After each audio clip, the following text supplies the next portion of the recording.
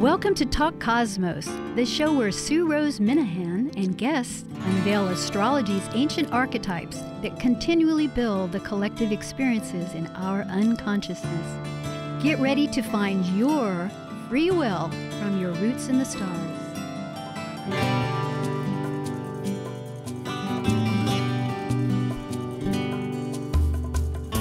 Hi again. This is Sue Rose Minahan, Talk Cosmos, August 10th, and repeating on Thursday morning at 6 o'clock in the morning on the 15th.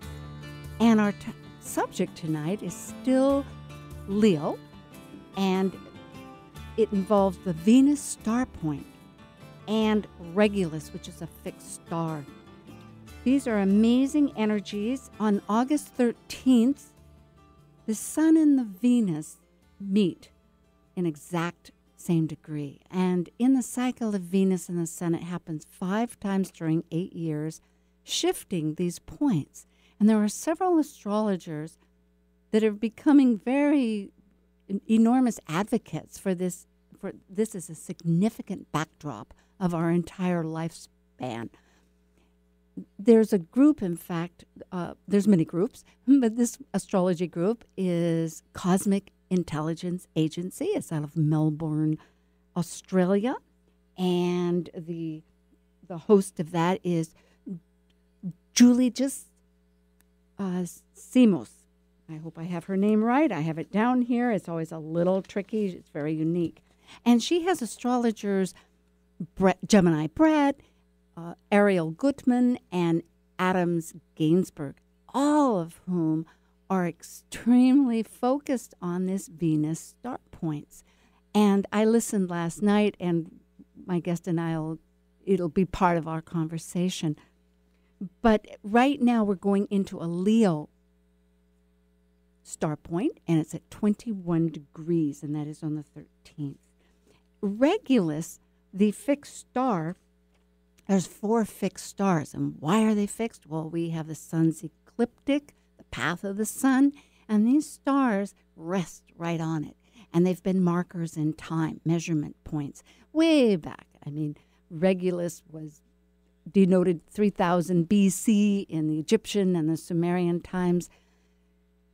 And it is in the constellation of Leo. So tonight, without too much conversation, I could go on, but let's do it with my guest. We have a wonderful guest, Bear Ryver, and he is living down in the Bay Area of Pinole, California. Just moved from Seattle last year. So I guess it's history now. But for us up here, it's like, oh, he just left. And Bear is an intersectional astrologer, or that's the astrology he does. It involves mundane, evolutionary, modern, traditional. He has astro healing consultations and a YouTube channel called Armchair Astrology. He's a Reiki master. And in the past, he has and perhaps presently too, with the times we're living in, my goodness, anti-oppression, activism, and organizing. And he was the most prestigious, it is the most prestigious award that the Organization for Professional Astrology, which is another wonderful astrological membership and very reasonable and has a lot of benefits for any of you, both of these that I've mentioned, for membership and networking with people. But last year, 2018, there was a scholarship process, and he won the top one as the most promising astrologer. So that's been, of course, a great thing.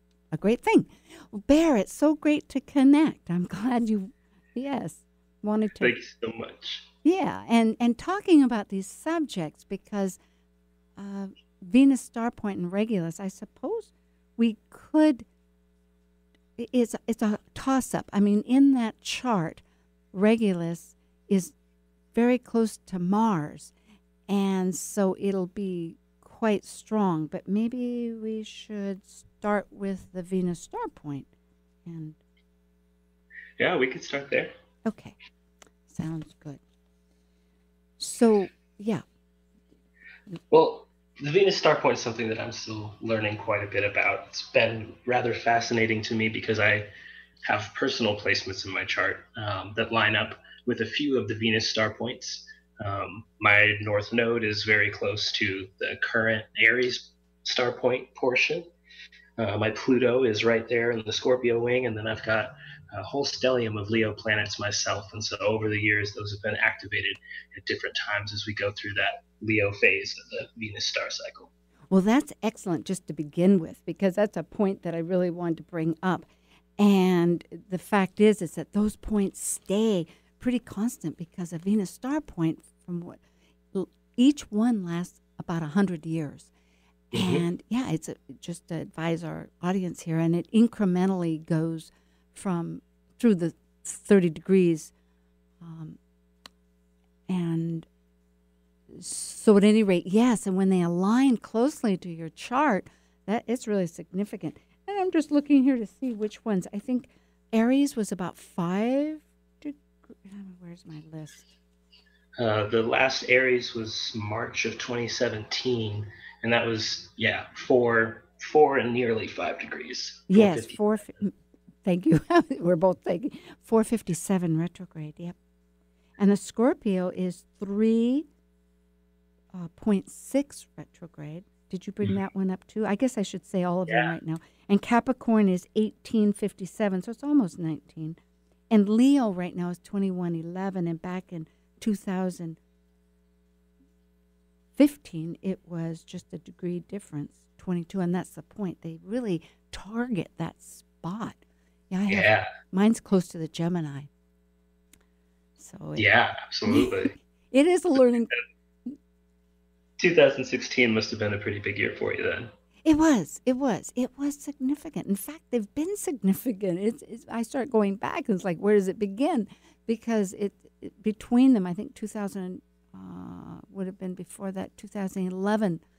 So at any rate, learning how and noticing them, like we're talking about, just for other astrologers or people that have their charts, I think that's where when we begin to learn a little deeper, just how these relate. Yeah, it's really, I've been completely obsessed with looking at planetary cycles, not just synodic cycles like the sun and the moon, or the sun and any of the other planets for that matter, but some of the outer planets as well. And one of the things that I've noticed as I dive deeper into my traditional studies is that there are cycles that aren't so obvious. For instance, looking back to the last point in the Venus star cycle back in second to last, back in October of 2018, that's right about the same time that I won the Most Promising Astrologer Scholarship from OPA. And then we bounce forward to January, another big cycle, but it would be hard to notice if you were just looking at lunar cycles or looking at the retrograde cycles of the inner planets. You really have to know about this specifically to see how some seemingly unrelated events actually are connected. Yes, and that is a fascination of the depth of the intricacies of these layers of looking at different focuses of astrology. It's so true. Let's see. When it comes to this chart right now, because perhaps some of you have it pulled up, and the timing of it here on the Northwest or on the Pacific Coast is 11:07 p.m. August 13th. So if you're down under below the equator, that's on the 14th, and your time zone will be different. And on the East Coast, it'll be actually on the 14th in the morning, like about, 2 o'clock, I guess? 2 o'clock in the morning, 2:07, yeah. Sounds about right. But, Venus and Mars are so close. Well, Venus, of course, is right with the sun. What am I thinking? But Mars also with Juno. It's really a tight. It's ever since the new moon, they've been really in focus, and it's just continuing these planets in Leo to really connect as an energy, for us to balance this feminine and the masculine, because if we're looking at a Venus star point, that's the values, how our heart wants to register our dreams and our directions. I mean, what do we attract? What do we want? Absolutely. Those are all such huge Venusian themes, and especially with, this exact moment corresponding with Venus being Cazimi, right in the heart of the sun. I think it really serves to show that, well, a little background context for those who are still in their studies. Typically, when a planet is so close to the sun, a degree or two away, or even within 15 degrees, it's considered to be combust, which is not such a great thing for the planet. But the exception is this exact moment, which happens to be our Venus star point moment, where the planet is exactly in the heart of the sun, and it's like being the filter over a spotlight. Everything Venusian gets amplified and just blasted out into the world. So it's a pretty cool thing to see, especially right after the eclipses of July. Yes, and we might say that along with that, that combust means that this light of the sun, when it's within 10 degrees, depends on the planet, it just isn't visible. So they're so close, but yet the brilliancy of the sun, those powerful rays just obliterate the vision. But when they're close together, all that tremendous energy of the will, of the ego, of the whole power of manifestation just feeds it. So it's a beautiful, energy. Absolutely. And this particular one, Venus will be moving to start rising as an evening star. And for Mercury and Venus, the two inner planets from our perspective at least, whenever they're moving into their evening star phase, they're waxing in their cycle and considered to be a lot more powerful than in their morning star phases. So it's especially exciting to see a moment, for me with a personal connection, but in general for everyone to see a moment where really trusting ourselves. I think that's one of the big gifts of Leo is at the end of the day being able to be confident in yourself, and strong and centered in your own self, and being able to translate that into sharing our values with the world or sharing beauty with the world. It's really inspiring. It is. It's that manifestation that's so true. And the fact that, as you were saying about the evening star, and what was it? It was some word that you said. I was going to log into it, and I just followed along. It was just beautiful. Yeah, but it is, as Adam Gainsbourg says, it's when Venus becomes the queen of not just the heavens, but of Earth. She's come into Earth, and now she's going high in the heavens and very powerful. And so it'll continue until June 3rd. I think it's the 3rd, although I also read the 8th, when Gemini becomes the next star point. So there'll be phases of this strength of feeling this manifestation that you just expressed, that's so imperative to experience with Leo. That's Absolutely. And I think, given the timing of some of the current events, some of the news headlines, and some of the more serious situations that are taking place, especially here on American soil, that it really calls to mind, Regulus, which is something we'll be talking about tonight as well, and the relationship between Leo and courage. The heart of the lion is the phrase that comes to mind whenever I think about Leo, not just because I'm a Leo and it sounds nice, but Regulus is also Cor Leonis. It's the heart of the lion, the bright red star. If you have clear skies and you're at least in the northern hemisphere right now, if you go outside in the evening time and you get the right view of the southern sky, you can see Leo in the sky. You can actually see Regulus and kind of get a more direct connection with it. But Regulus is that fiery heart of the lion. Having the heart of the lion meaning someone who has great strength and great courage. Thinking about the relationship between Venus and the star point, and Leo as the sign that Venus will be expressing. Thinking a lot about the need to stand firm, self-centered in our own personal values, to speak out against things like ICE raids and children being separated from their parents and detained indefinitely with very little support. These are, I think, some of the things that we might see playing out on a massive scale as it relates both to the Venus star point and to Regulus, and also the timing of Leo season. Well, very true, because it's such a perfect collaboration. That's what I was thinking, like well, I think of Leo with a party of collaboration, but in any manifestation, because Venus is our values, Leo is our heart. They're signatures of those archetypes. Here they're collaborated in this one way of looking at it, as conjunctions.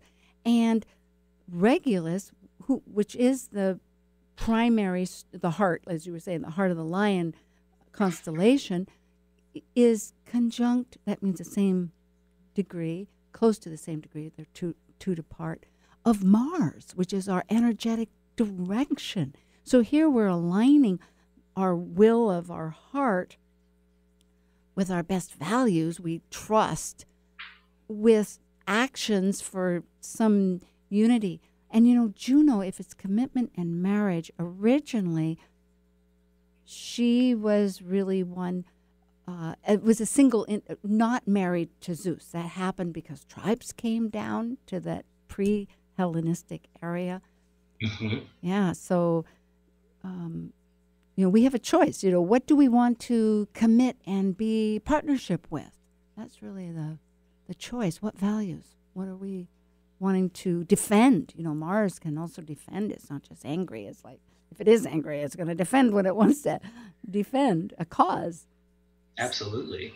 This is the perfect, we spoke a little bit earlier before this show about the Leo Aquarius axis and kind of moving into the age of Aquarius, that requiring working on some of the Leo stuff. And a lot of people will say Aquarius is, like a rebel without a cause. And I think this particular configuration with a whole stellium going on in Leo, and this really being the first time we've had a huge dose of Leo energy without the nodes involved, is very much a rebel with the cause. Or at the very least being a warrior with a very specific cause that we choose because it exemplifies who we choose to be. Yeah, and when you speak of nodes, I misdefinition here, that has to do, folks, with the moon, and they change every 18 months. And right now they happen to be in Cancer. That's the direction we're integrating from where we're coming from, which is more of a Capricornian regulation rules, which are breaking down. They have energy with it that are asking, hey, is this a life force or not? So there's many, many stages. I happen to, maybe this is a good timing, but for Leo, on television they have music, and so there's these little sound casts, and there's little quotes, and I grab them once in a while. And this is by Frances Weller, and she said, "Love came to love, not teach. Love will teach." And I thought, that's just so great. It goes along with this other one about saying that a bird doesn't sing because it has an answer, but because it has a song. So in a sense, all our directions that we're working together, it clues into who we are. It's that song that we want and how we put it to form, in our cause. We can still sing a song. I mean, Arlo Guthrie, I think he did a lot of Union songs way back when, Oh, yeah. So. Absolutely.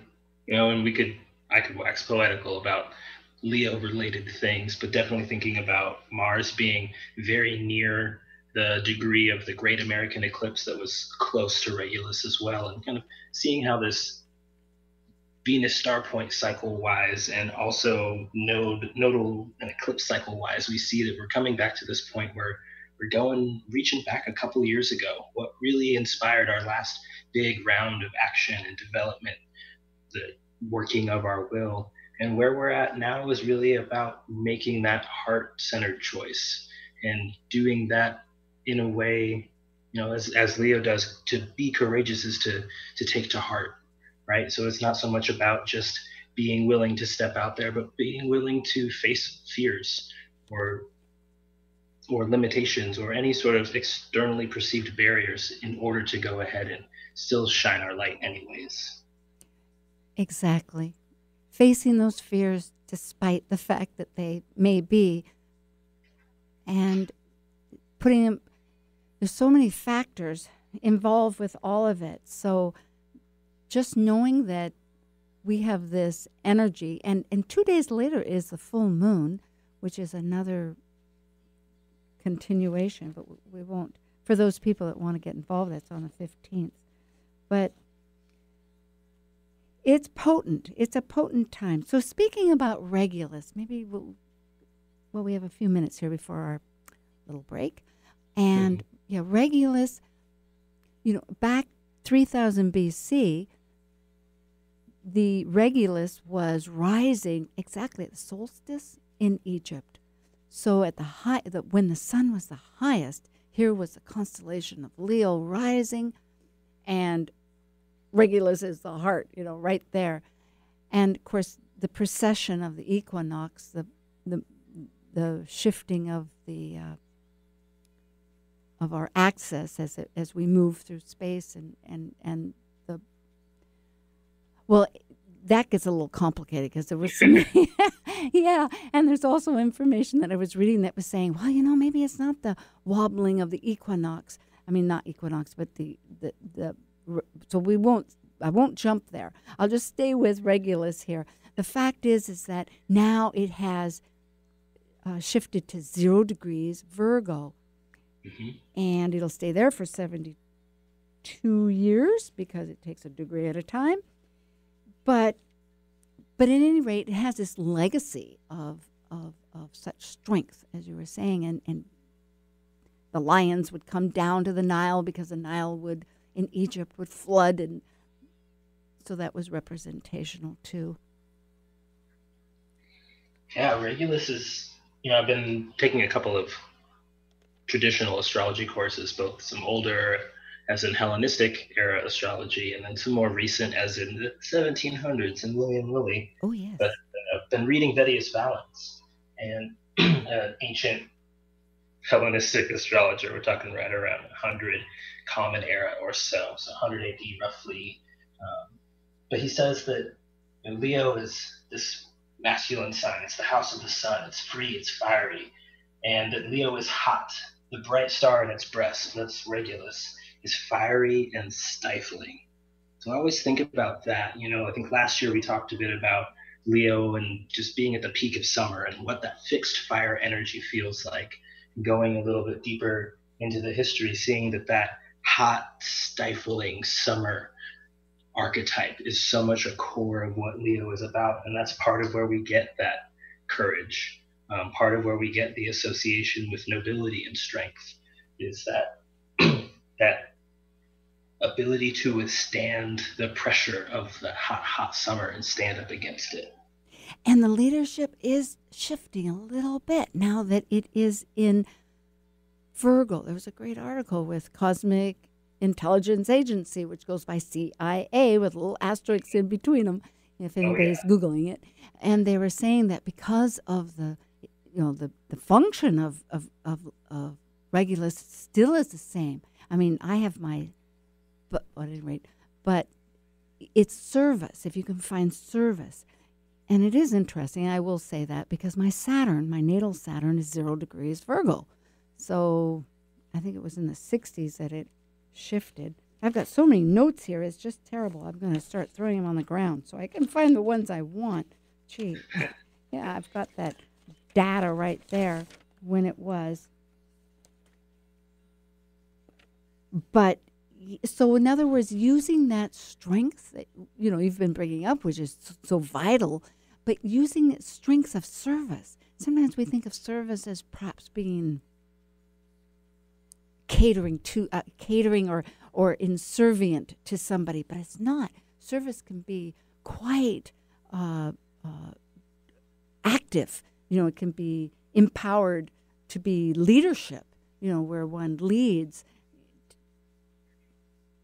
others. Yeah, absolutely. Leading by example, I think, is one of the really big gifts of Leo. And looking a little bit deeper into Regulus, it is considered one of the 4 royal stars. So of all the fixed stars, Regulus is already in the top 4, which gives it some pretty high status. And it's been connected with the side of Leo that's a little bit violent and destructive. We've got that hot summer heat. The sun in summertime can warm you up, sure, and it can help your crops grow, but it could also burn up your crops totally. Good point.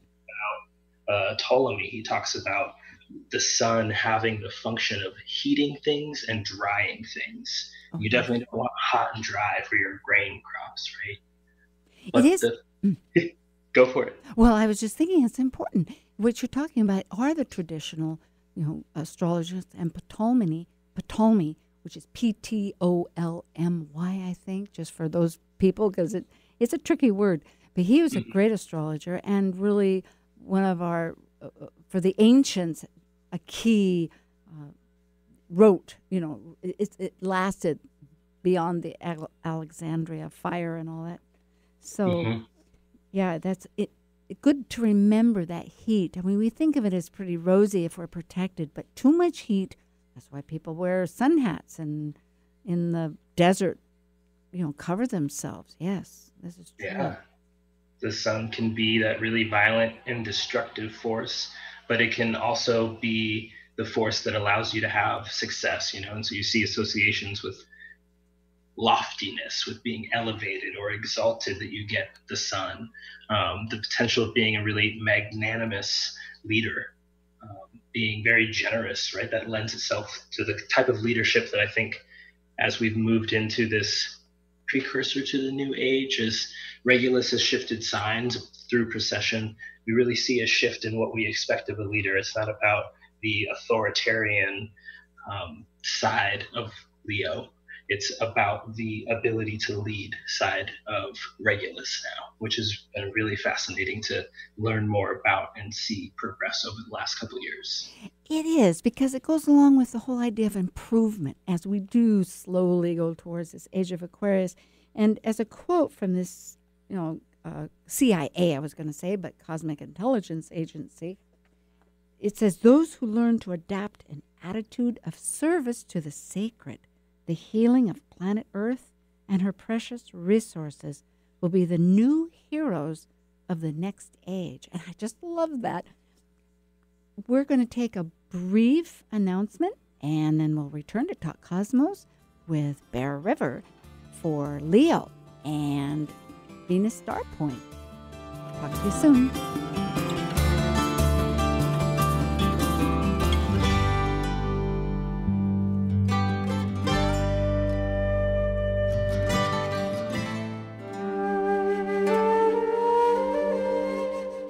While we take a break from this week's edition of Talk Cosmos, let's take a look at this cycle's archetype. We are currently in the Yang period of Leo, ruled by the solar sun. Having departed from a cycle based on the internal process of emotional attachments requiring security and safety, the energy of Leo externally manifests our legacy through children and artistic creations. As a fixed Yang fire sign that desires to ignite actualization, Leo the Lion takes the risk to generously exhibit love and welcome all to share their stage with joyous pleasure for living life. Hey, this is Tara All, resident astrologer for Sage Goddess in Los Angeles, and you're listening to Talk Cosmos on Alternative Talk 1150 AM, where we bring the planets and signs to life here on Earth. Talk radio for the heart and soul. Alternative Talk 1150. Hi again, Sue Rose Minahan, Talk Cosmos, August 10th and 15th. Leo Venus Star Point, actually the evening Leo Venus Star Point, and Regulus, a fixed star. And I'm talking with Bear River of Paulina, California, and you can find Bear online through our Talk Cosmos. We have all the guests and information, but Bear, what is your website? My website is psycheandssoulastrology.com. So Psyche, Psyche, and Soul, Soul, astrology.com. Okay. And again, if anybody just checks, look at Talk Cosmos. And by the way, I will mention that we are aligned now with Podcast One, so you can subscribe and you can get all the archives and that. So we're talking about the Venus Star Point in Leo, the evening one, and also that is on the 13th at 11:07 p.m. here on the West Coast. and also Regulus, a fixed star, is aligned with, I'm just recapping this for folks, aligned with Mars and Juno. It's just an incredible lineup. So in talking, we were talking about the ancients, but also with the purpose of how to use Regulus when it, in other words, in your charts with these Venus star points, when the sun aligns, check. You might, the emphasis. Yeah, it's looking. There's a great resource for those who are looking to learn more. There's always Bernadette Brady has a fantastic book on the fixed stars. That's one place where you can learn quite a bit about how to incorporate fixed star interpretation when looking at your own chart. There's also the Astrology King. His website, astrologyking.com, that's David Palmer, has quite a bit of information. He's one of our modern authorities on the subject, and he's got really well cited information as well. So if you like to get nerdy and academic with it, you can go really deep down the rabbit hole there. One of the things that I noted that he said that could be very interesting to look at over the course of the next week or so, he says when Mars or Saturn are in conjunction with Regulus, and we have Mars very close right now, especially exciting events are always recorded, like assassinations, coups d'etats, revolutions, revolts, demonstrations, overthrow of heads of state, and similar types of events. And there he is citing fixed stars in their interpretation by Elspeth Eberton. So that's another really good source if you are inclined to dig deep into the fixed stars, but find it really interesting given all of the political turmoil we've been seeing over the course of the last couple of weeks and information that was revealed near the eclipses, that we've got a signature that suggests that Leonine connection to the heart, our values with Venus and star point, that could show up in that sort of violent and destructive way that Leo can sometimes go. And particularly because there is this uncomfortable aspect, that's, the energetic aspect with Pluto, which is the planet of transformation and soul growth, purging what doesn't work. And also with Neptune of the wild nature of the whole cosmos, of that area that is beyond our control of itself too. And in fact, looking at this, the last Leo era of Regulus, it began in 157. That's 157 BC. And this is also in that CIA article. That's Cosmic Intelligence Agency. And, yeah, right. And it was saying that it was hard to, when there's big transitions, pinpointing certain things is difficult. You see a theme, though, just as you were mentioning here, things like Epstein. Is it Epstein that just committed suicide in prison? My husband was just telling me that before I left. Yeah, it was like, what is that about? But I mean, anyway, that's not quite the power we're talking about, but it's. But at any rate, here in 157, the Roman Republic, it said, was gaining its strength and power.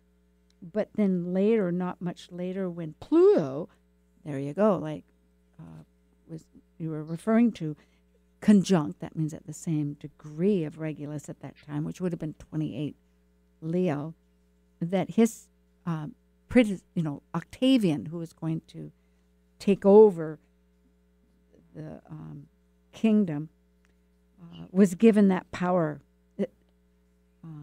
by the Senate from Julius Caesar. At any rate, it does indicate more and more that it correlates, as they say, to empires and Caesar's death, and even the death of Christ, however one thinks of him during that time, but his whole leadership of energy. So absolutely, it is curious to. So we are in strong times, and it's on a personal level. There's a personal level and a collective level, and of course, absolutely. And about the age of Aquarius, you know what they brought up? There's such debate when the age of Aquarius will be. I mean, soon, I think in 2020, at the end of 2020, which happens every 20 years, talk about planetary cycles, which I too love. I love these cycles more and more because you can start looking at history in a whole nother flavor. You see these themes that are reoccurring or shifting totally. But Saturn and Jupiter will co-join or conjunct at the same degree in Aquarius, and it'll instigate a whole 200-year cycle of air. Every 20 years, they'll be going in air now. So that'll really shift away from this Earth basis that we've been concerned with for, I think it's been Earth, yes? Yeah. They've been taking place in Earth signs for quite a while now. There's that brings to mind a talk that Georgia Stathis gave at NORWAC, the Northwest Astrological Conference this year, back in May. Memorial Day weekend. Yeah. And she was speaking about cycles of fashion specifically. Ooh. But yeah, it was really fascinating talk. Highly recommend checking it out. You can purchase her talk through NORWAC. But she was speaking about the upcoming Jupiter-Saturn conjunction, kicking off a whole series of air and speculating about what that might mean for fashion. But we talked a little bit about the series of conjunctions happening in Earth and happening in Capricorn, and how that's really how it really represents over the last roughly 200 years this ongoing social movement of progress or debate, depending on which stance you take, around what it means to be feminine, around the patriarchy, around resisting the patriarchy. Exactly. See that with Capricorn and Cancer representing. Again and again, this whole theme is coming up, just like right now with the Venus star point, where both the masculine of Mars, because of the energetic, the exterior, the reaching out, and they say the feminine of the Venus energy, which is the receptive, attracting to. And of course, the more you look at it, it's not just like, oh, one's in this corner, one's in that corner. It's this somehow cellular action that happens with life all the time. But at any rate, we're really redefining. It's a matter of our values. It's a matter of how we, it gets back to Juno. I mean, if you look back at Juno, who was Hera for Greece, pre-Hellenistic, as I was indicating earlier, she was not the wife of Zeus. And Zeus, who was Jupiter, later in Rome, because Rome just took all the Roman gods and our Greek gods and just gave them new names. He didn't have a wife, but because nobody would give up Hera, they had to marry them off together. And because she's commitment, she really, that provided some difficulties. Because really, if you look at the way I look at Zeus was, not that he was a rotten husband or anything, it was just that he had a job to do. And that was, that he had to create, because we're talking energetically, metaphors and energies, these people that this is how they spoke about how things made sense. But the world had to create things. I mean, out of nothing, there were things that created these energies that were coming up in life all the time. And so that's what Zeus did. Or if some mortal was thinking the way I look at it as of lofty, very spiritual thoughts of the king, which represented the king of the gods, then yes, Zeus might be while she was meditating on something, and so therefore that was what was alluded to. But the problem for Hera was, and it was also significant in that era, because civilization was beginning and there was a role and people, and it was a hard world too, so you needed a lot of brute strength. It wasn't just ideas that made the day. So right, so there had to be this kind of cooperative alignment that gave really strict roles. But we're leaving that now. We're not going back, I think, to when we were matriarchal before agriculture. It's more of a reintegration of maybe, in a sense, of what Zeus and and Hera were, but as equal exchanges of strengths, to benefit. I like that idea anyway. Yeah. I think it's very, very apropos, at least for the way in which Leo can really express one side or the other, and uh, in my class today, actually, the School of Traditional Astrology's horary course, we were talking a bit about the planets and how they express themselves, and that the sun, depending on which ancient astrologer you refer to, maybe isn't benefic or malefic. That is, Saturn's always considered to be the bad guy along with Mars, and Venus and Jupiter are the good ones. Mm-hmm. But the sun, depending on who you refer to, actually just goes the direction of whichever planets are near to it, which is especially interesting this time where we have the sun exactly aligned with Venus, which is considered to be a benefic planet, but also close enough for it to count to Mars, which is considered to be a malefic planet.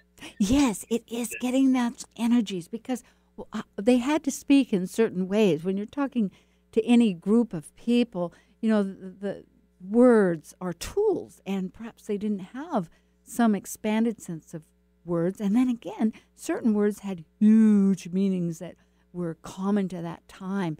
And it's translating between the ages, I think, is one of the really challenging and exciting things to do. So when they speak of bad and malefic, often it's just that maybe the energy caused a little more grief, which, and those terms of life perhaps were really much more difficult, and life was difficult then. People died for all kinds of reasons, we didn't have quite the protections and the evolution that we have now of technology, resources, and oh yeah, things. Absolutely. Yeah, right.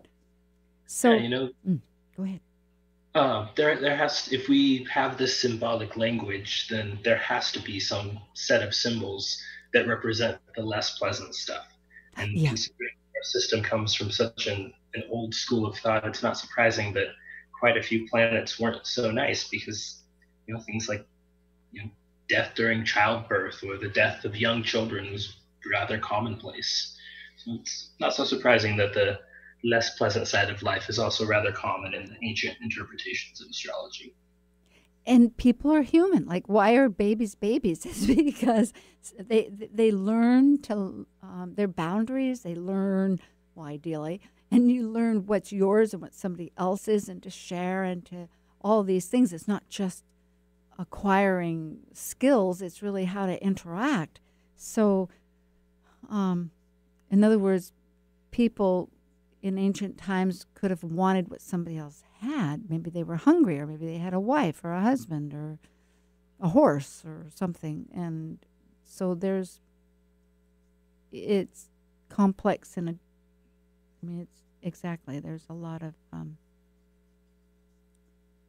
learning. And hey, before we go on, there's two names. One is, what was the name of the person who did the talk that you were speaking of at NORWAC, Northwest Astrology Association? Georgia Stathis. Oh, Georgia. Oh, my goodness, what a wonderful gal. Yes, oh, I loved her talks. Yes, Stathis, Stathis.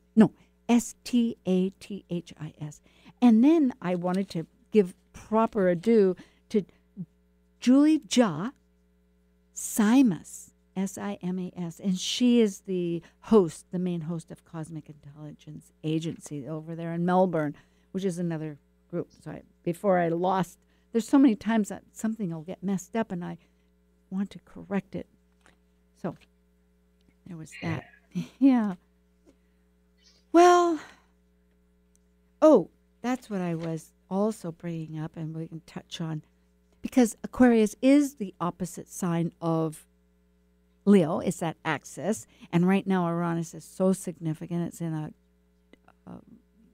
interacting with, which we won't go into, but it's always interacting, but this time it's pretty significant. But what I was going to get to was that this age of Aquarius, like some people, it has been said it could be when Saturn and Jupiter are aligning together in the same, which would be Aquarius. That's one thought. Then there's another when all the different planets get to Aquarius. And, of course, Pluto will be in Aquarius after Saturn. But then again, and then there's this great year. There's all these different cycles. But I just read in the CIA article that it says if we use the tropical zodiac, the age of Aquarius would only start when the precessed equinox point. I guess we'll have to talk about that again, what that is, right? 0 Aries, in other words, because it moves every 72 years for 1 degree. And right now it's at 5 Pisces because it's a 2,160 supposed year or something like that cycle. But what it's saying is, okay, if it's at 5 degrees right now and it moves 1 degree every 72 years, that's going to be 350 years. So it's like, okay, we're in a big transition, meaning all these incremental steps are way beyond us. And I think it's an important factor to keep in perspective because sometimes older people that live says, well, what kept your life? And I says, don't sweat the small stuff. Well, with that said, there are serious things like you're talking about causes and purposes that align to our heart and our sense of values and everything, which is so great for Leo and on a personal basis or a community basis. And Aquarius is the opposite, is that community, is taking our being of everything and extending it out for the purpose of everybody. But on the other hand, it's also this strange paradox, if you're catching what I'm saying about realizing that it's one factor. There are issues that are, like right now in that chart, Jupiter of expansion and vision is squaring, in that tension with Neptune of where we don't have control of the natural world, the wild animals, the psyche, psychic and absolutely, and also the media, and photography, and like a lot of different ways that we see that Neptune playing out. And I think I've been thinking of the Jupiter-Neptune dynamic, especially since Neptune is the part that's blind to Leo. If we're keeping it around Leo, Jupiter can talk to Leo, right? They have that trine relationship. Both fire, Neptune, yeah.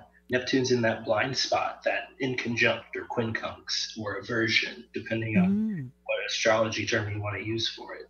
But Neptune's lurking in the blind spot to this Leo moment. So I've been looking at it a lot as this truth, the ultimate truth, or the ultimate illusion.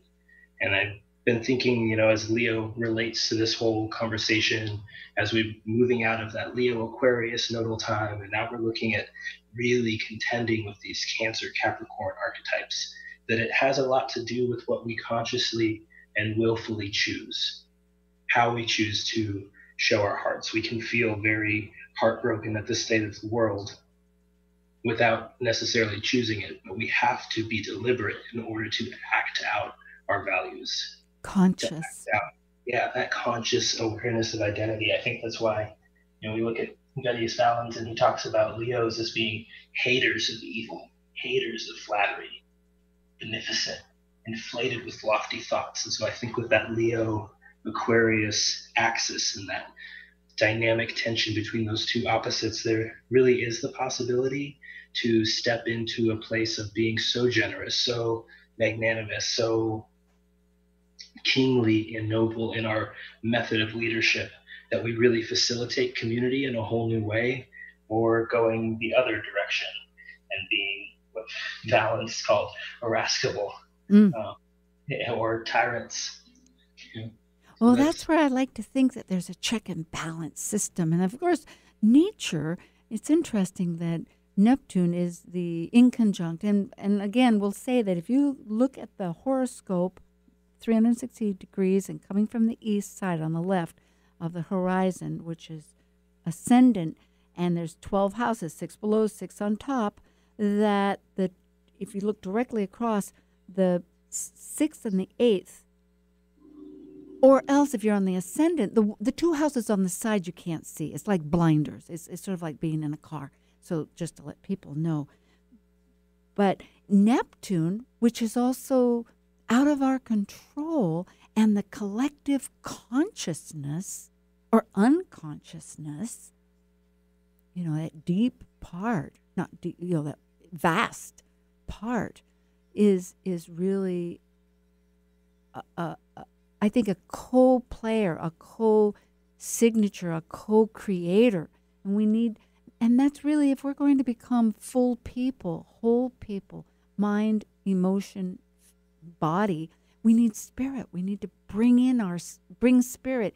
It is that elusive, maybe you can't quite see it, but you can see it depending on your experience and vision and connection. They call it serendipity and lots of things. But that could be perhaps the benefit. I think that's definitely possible. And right now for this summer, the thought that I'm really inspired by and the future that I'm really hopeful we will see begin to transpire is really that centering in of the heart. If the Cancer and Capricorn eclipses asked us this question of whether or not the rules and the system matter most, or whether or not our feelings and our quote unquote tribe, so to speak, our friends and family, chosen or otherwise, if they or the system matters most, then I'm really hopeful that this month and this Venus star point is the time when everyone is really centering into their heart and making the decision from that space of love. That's perfect. I like that. That is where we have to be. Oh, I'm just being reminded. Next week, this is the time that I just mentioned who is going to be returning with us next week, which will be on the 17th and repeating on the 22nd in the morning on Thursday, is Karen Wenderland. And she is an astrologer here in Seattle, Washington, and also an astrologer at East West Books on a routine basis. And she does, Uranian and Western astrology and horary and lots of things. So we'll be talking about, we'll find out what we're talking about. I know what we're talking about. I think it has a lot to do with a full moon. So it'll be quite another explanatory level of all this. And tonight I'm talking with Bear Ryver, and he's with psycheandsoul.com. That's his website. And you can look online at Talk Cosmos if you can't remember that. And he does have a YouTube channel. We've been talking about the Venus star point and also Regulus, which is in that chart, and leadership of our higher terms. And for Karen Wenderland, it says on the Talk Cosmos website, living wholeheartedly. Oh, thank you, Nathan. Wonderful. Nathan helps us at KKNW, which is another place that you can listen to online, or at Podcast One. Things are expanding. You're talking about Jupiter and Neptune. I guess that's part of the deal, isn't it? All ends up being part of the deal when you look in deep at it. Yeah, so we do need to connect to our heart. I'm so glad you're recurring that theme. You are a Leo, and it is something, the gift of teaching us that sing that song, because you have a song, whatever tempo you want. It's really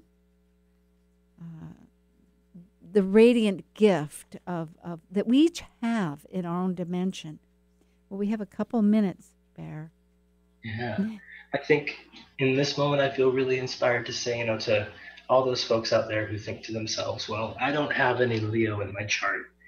We all have everything in our chart somewhere and in some fashion. And that's where it can be really helpful to talk to a professional astrologer if you're interested in finding out how you personally embody and emit Leo-ness in your own life. But I think every single person has the ability to shine that special Leo light, and that's that if you fully embrace who you are and you emit your love and your joy, or what gives you love and joy, and you broadcast that out, it gives every other individual that you come across with a little more courage to do the same.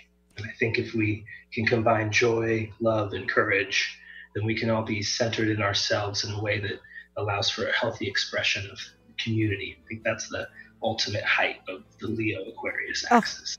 It's beautiful. As it said, we're called to service of some kind, and we'll help shape that better world. Thank you so much, Bear. Thank you so much for having me, Sue. Okay. And blessings to all you fabulous, fantastic souls.